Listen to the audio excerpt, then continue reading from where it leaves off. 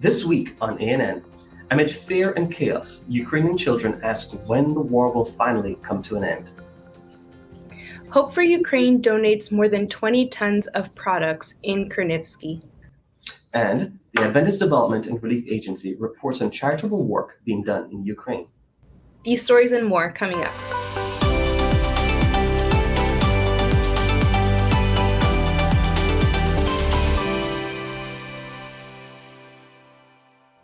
Thank you so much for joining us this week. First in the news, Hope for Ukraine. This is the name of a newly launched project by Adventist Development and Relief Agency, or ADRA, and Hope Channel, that, as the name implies, works to promote hope for the people of Ukraine. One of their recent projects includes a video of children asking, with tears, sadness, and pain, when the war will finally come to an end. Не так давно я мечтала стать актрисой. А сейчас у меня всего одна мечта, чтобы война закончилась. Я нахожусь в оккупированном городе, и мы оказались полностью оторваны от цивилизации. Мы не можем отсюда не выехать, и к нам никто не может заехать. У нас нет газа, и временами нет света. В доме у нас 8 градусов. Знаете, где я ночую? Я ночую в подвале. Здесь очень холодно. Но когда воет сирена, это намного страшнее. Это очень страшно. Наш мост бомбят. Я каждую ночь не могу нормально спать, потому что везде бои и стреляют. Мне очень страшно за свою жизнь и за жизнь своих близких. Мой брат уехал на войну. Он может не вернуться. Мне очень страшно за него. Я хочу с ним играть. Я хочу, чтобы он был дома. Пожалуйста, остановитесь. Россияне, уйдите, пожалуйста. Просто уйдите.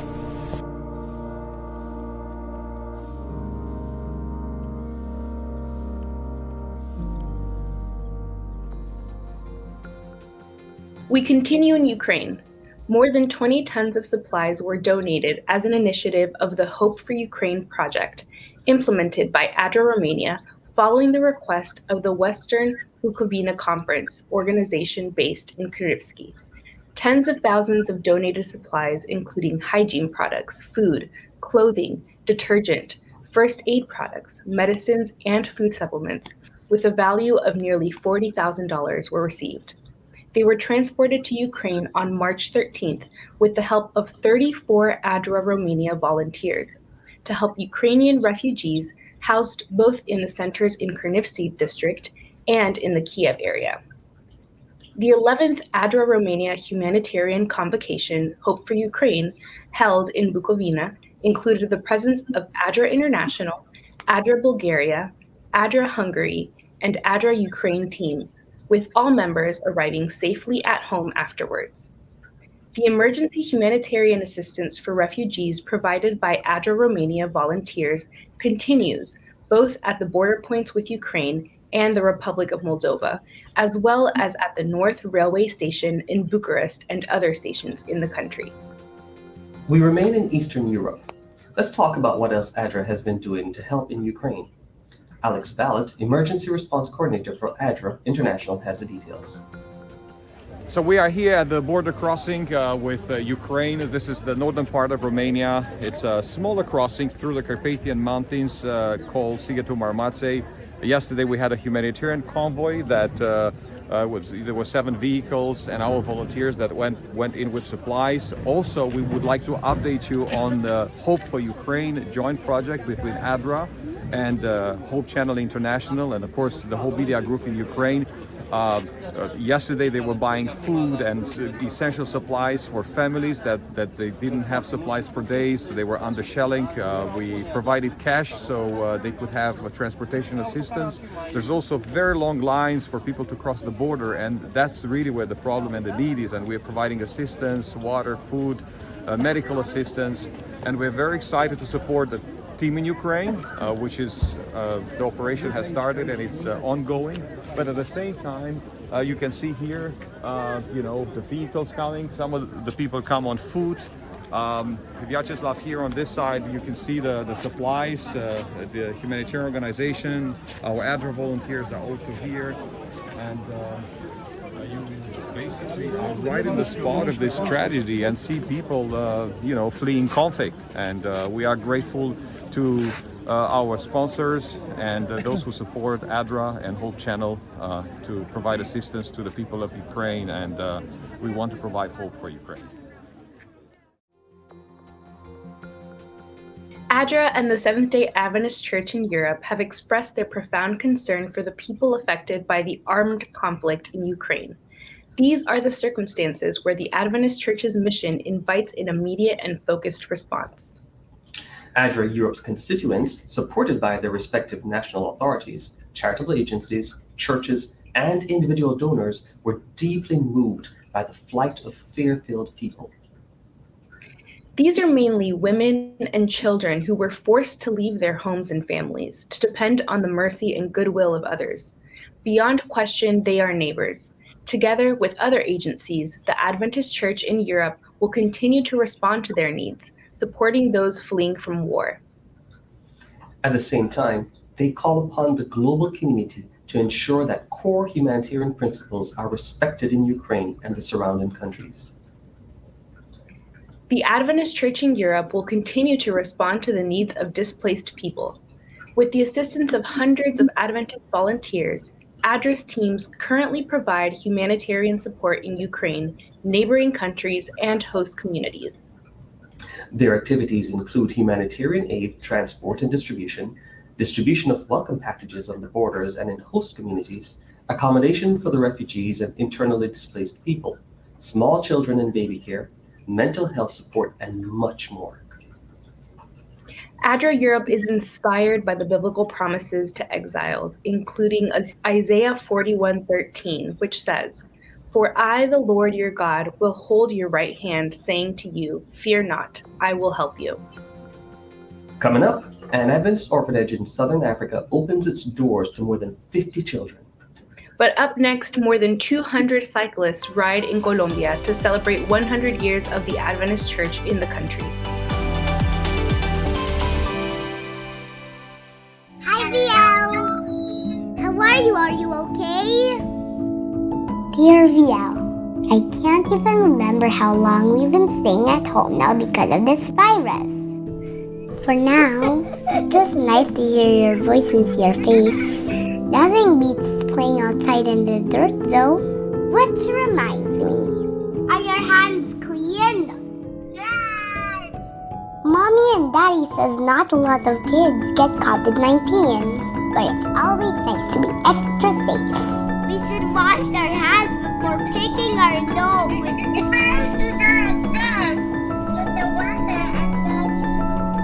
Washing our hands protects us.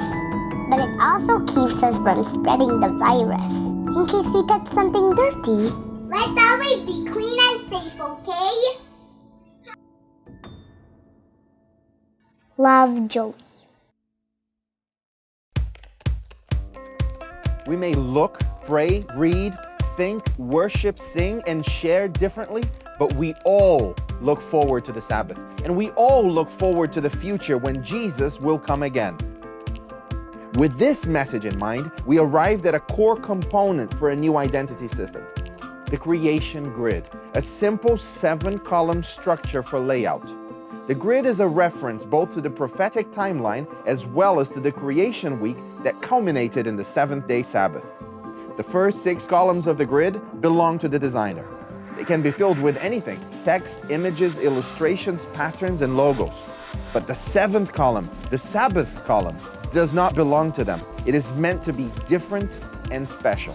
Regardless of what or where you are designing, you can always find information to help you communicate that we are all Seventh-day Adventists.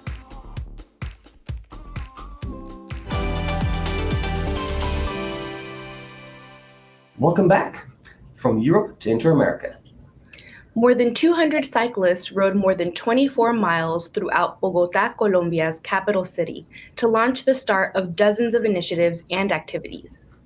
The objective was to celebrate 100 years since the Seventh-day Adventist Church was established there, and also to begin the commemoration of the establishment of the Inter-American Division, the continental headquarters of the Adventist Church in the region. Children, young people, and adults pedaled across the main streets and avenues of Bogota to promote healthy living to onlookers and business owners, wearing shirts bearing the logo of Quiero Vivir Sano, or I Want to Live Healthy, an initiative of the church in Northern South America and Central America.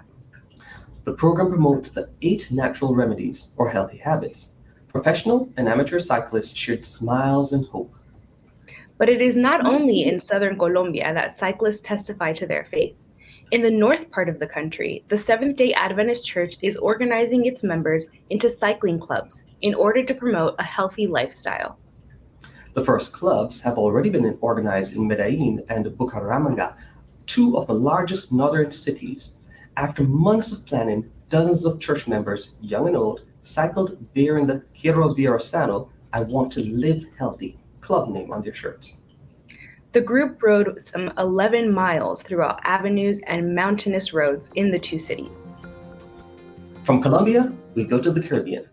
Hundreds of students at the British Virgin Islands Seventh-day Adventist School in Tortola continue to contribute to the community and help fund the school thanks to agricultural sciences courses that teach healthy lifestyle choices and promote a sustainable way of life. Primary school age students are involved in planting vegetables, while 8th to 12th graders are planting, studying, and experimenting with a variety of seeds. They're also growing chickens as part of the electives class. Agricultural science teacher Lisa Peters-Powell said the entire school had been excited about the initiative and how it takes the education of students to the next level. According to Lisa, the agriculture program is intended to develop the skills needed in their future careers and put into practice what they have learned in the classroom. Students are allowed to take a sample of their hard work after harvesting, and most of the produce is sold and proceeds are returned to the school. Lisa added that the students learn to plant and to harvest, to start seedlings, and to preserve seeds. The experience also allows for connections with the local community. The science program satisfies the CSEC requirements that the British Virgin Islands government has placed on participating education entities to maintain a vibrant garden at each center of learning, said Peters-Powell. School officials said that the knowledge and skills shared through the program continue to make a positive difference in the lives of teachers, students, and the community. Now let's talk about humanitarian work done on International Women's Day. In commemoration of the day, volunteers from the Seventh-day Adventist Church carried out solidarity activities throughout the Brazilian state of Espírito Santo. The movement took place over a Sabbath through the Ação Mulher Project. The Ação Mulher Project aims to strengthen the role of women in front of spaces inside and outside the church through humanitarian initiatives. Currently, women represent about 52% of the public inside Adventist churches in the north-central part of the state Espírito Santo, and are at the forefront of the most diverse projects promoted by the Adventist Church.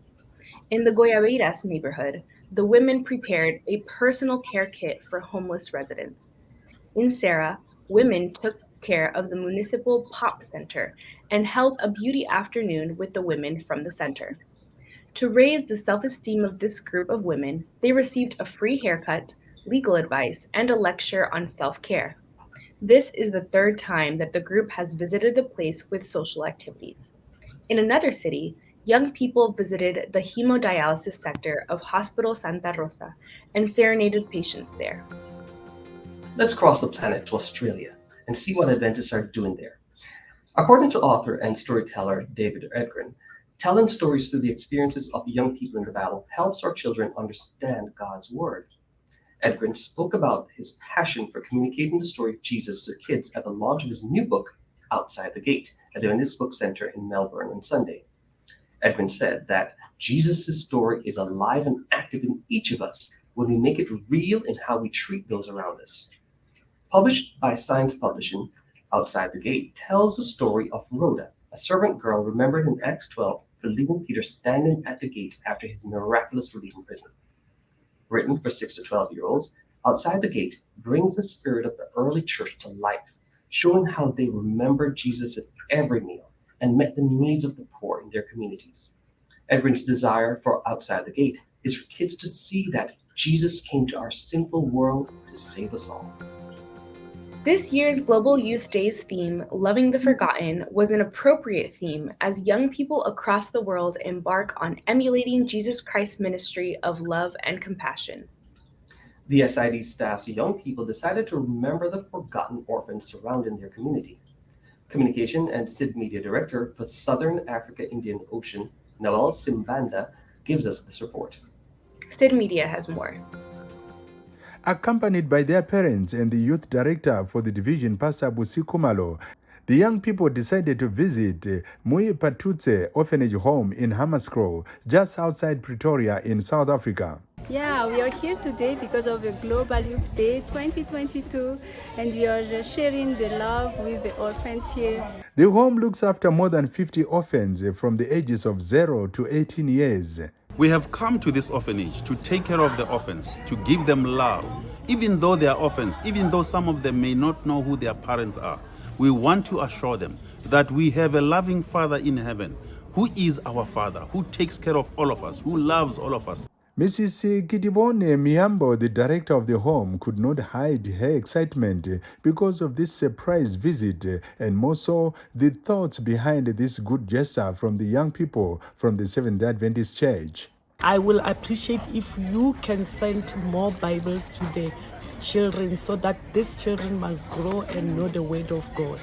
And they have brought with them these Discovery Bible books for you to use in the orphanage for the young boys and girls to read and understand more about Christ. Music was the toast of the day as the young people from SID sang for these orphans, and in return, the orphans reciprocated with a very touching song which acknowledges that God is in control and God still cares and has not forgotten his children, and that God is still their Father.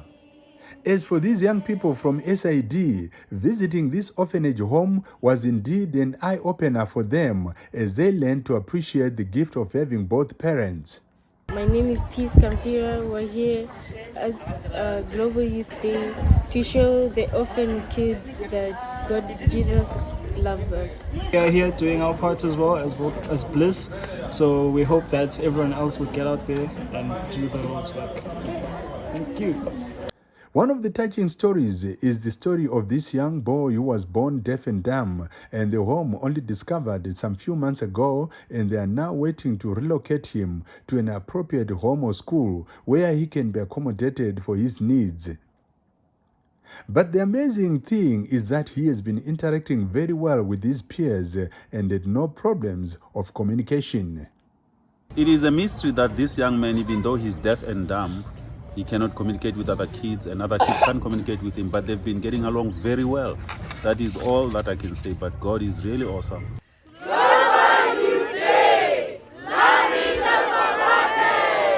The spirit of love and compassion shown by these young people during this year's GOAD is a true reflection of what Jesus Christ would have done. The young people from the Southern Africa Indian Ocean Division outdid themselves in being the feet and hands of Jesus.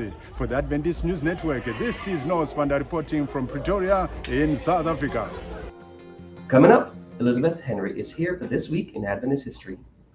But up next, Adventist Mission shares the story of an Adventist missionary who works to provide rice for those in need during the COVID-19 pandemic.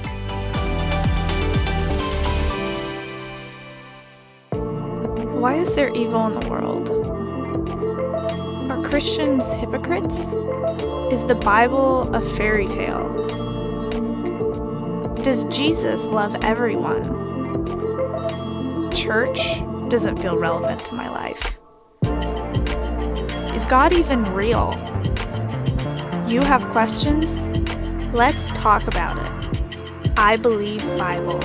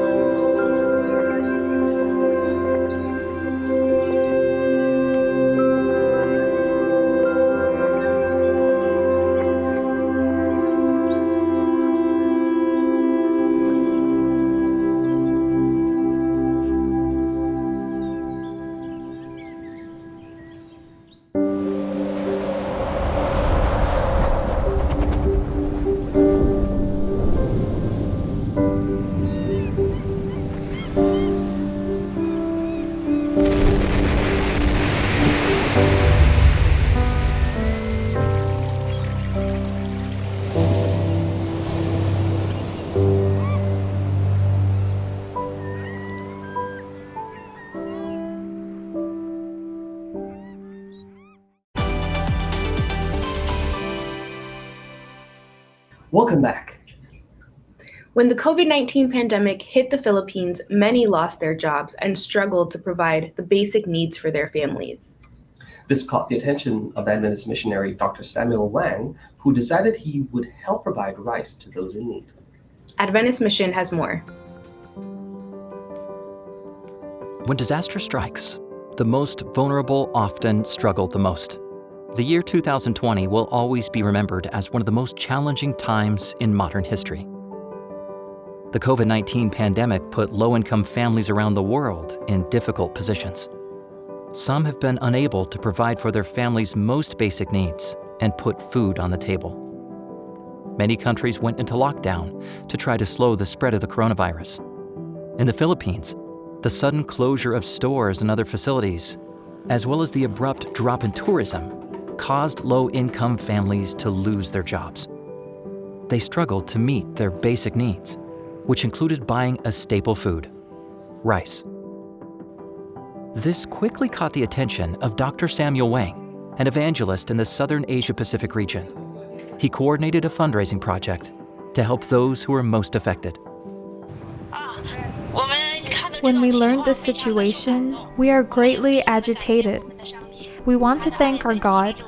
It is His love that motivated us and inspired us. No matter where we are all together because we are one family in the Lord. Thank the Lord for His great love, and also thank the love of our brothers and sisters. Dr. Wang's team worked hard to give out sacks of rice. During the first distribution, over 1,200 families received rice and Adventist literature. Community members such as tricycle drivers, care group members, and utility personnel came to collect this critical food for their families. The team adhered to recommended social distancing protocols and safety health measures to prevent the spread of the disease. Despite risk to their own health, they believed that God was leading them to care for others. As we know, from March 15, the Philippines is locked down, and we understand that the people in everywhere near the capital is having a difficult time, and especially in Silang over here, the tricycle drivers, their business is all shut down, and they don't even have any rice and food at home. So we understand the situation, and we try to raise some funds to help them. So finally, within 11 hours, we have the money we need to supply for 2,000 families over here. For each family, we would provide 10 kg rice, so that will help them to go through the difficult time until the lockdown is over. Care group leaders at the Southern Asia-Pacific Division headquarters submitted the names of families they knew who potentially needed food assistance. Underprivileged families living in shanties and makeshift houses in 6 different locations in Silang were some of the recipients of the rice donations. The second batch of rice distribution was organized 4 days later for nearly 900 families. 400 sacks of rice were given out in total. Adventist literature was included because the team wanted to minister to the people's spiritual needs too. So our members in different places, take the opportunity. This is the right time that we can really minister to people in their needs. And we are just following the steps of Jesus Christ, that He spent His time for the poor, healing them, helping them in their difficulties. So this is what Seventh-day Adventist is all about. As a tricycle driver, receiving this 10 kilograms of rice is something really special to us. I am thankful. I am overwhelmed to receive this gift from the Seventh-day Adventist Church.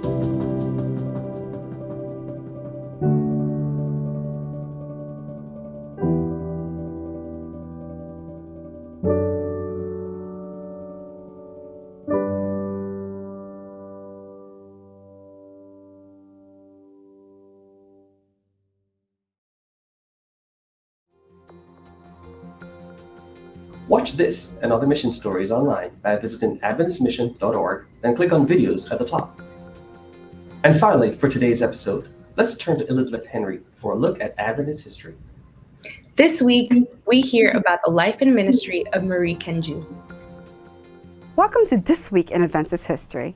In the March 18, 1957 Australasian record, Pastor J.P. Sunkist reported, 73 believers were baptized during our visit to the Rwenzori mission, many of whom were won by faithful lay members like Mary Kahunja, who had won 9. But who was Mary Kahunja? Born in 1905 in the Bunyoro Kingdom to the BC clan, Mary Kahunju was a lay evangelist to the Rwenzoris and the first woman to serve as a preacher in Uganda. In July of 1946, she had a dream in which she heard a drum calling people to a meeting where a foreigner was to preach. No one knew what her dream meant. 3 months later, the first evangelistic efforts were arranged by Magdalene E. Lind at a place called Kazingo. Mary was among the 100 or so present, and at the end of 1 month, she was among 30 people baptized.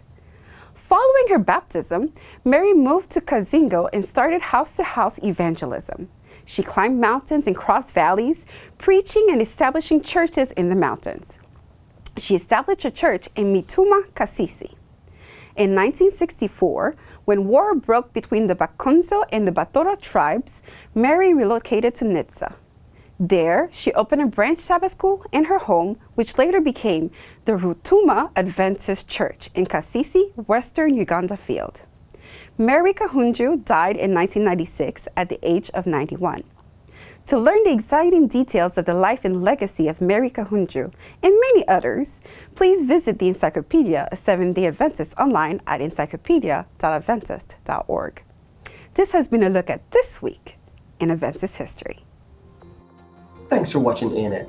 Join us next week for more news from the headquarters of the Seventh-day Adventist Church. Did you know the Adventist Church has a YouTube channel where you can watch ANN video, ANN in-depth, and plenty other amazing videos on prophecy, health, and Bible study? Hey, just go to YouTube and search for the Adventist Church. Make sure you click on the subscribe button to make sure that you're caught up each week. And remember, leave a comment or a prayer request. We have people who are praying for you 24 hours a day, 7 days a week. Before we say goodbye, here's some good news from the book of 2 Timothy chapter 1, verse 7. The passage says, "For God has not given us a spirit of fear, but of power and of love and of a sound mind." And that's our program for this week. And remember, you can always visit adventist.news for daily news and videos. Until next time, God bless. Take care.